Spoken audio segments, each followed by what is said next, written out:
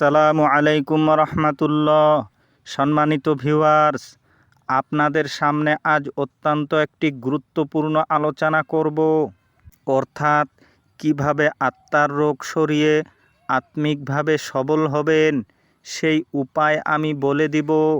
তাই আপনাকে রিকোয়েস্ট করছি, ভিডিওটি শুরু থেকে শেষ পর্যন্ত ধৈর্য সহকারে শুনবেন।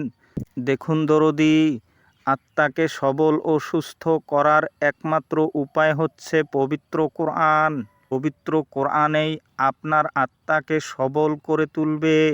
আপনার আত্মা অজ্ঞানতার গভীর অন্ধকারে ডুবন্ত অবস্থায় আছে। অন্তরের গভীর অন্ধকার সরিয়ে জ্ঞানের আলো বা কোরআনের আলো যখন অন্তরে প্রবেশ করবে, তখনই আপনি কুফুর এবং জিহালতের ভয়ঙ্কর রোগ থেকে মুক্তি পাবেন।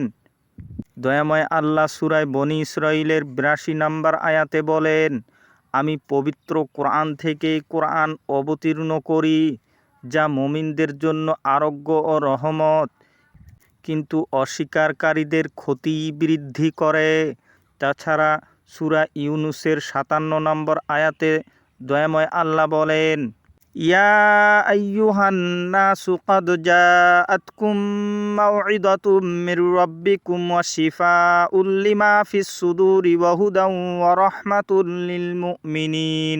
অর্থ, হে মানবজাতি, তোমাদের নিকট তোমাদের রবের পক্ষ থেকে এসেছে উপদেশ এবং অন্তরের রোগের নিরাময়, আর মুমিনদের জন্য সত্যের দিক নির্দেশনা এবং রহমত। এ আয়াত দুটো থেকে স্পষ্ট বোঝা যায় যে সকল মানবজাতির জন্য পবিত্র কোরআন হচ্ছে উপদেশ, সত্যের দিক নির্দেশনা এবং অন্তরের রোগ সরানোর উপায়।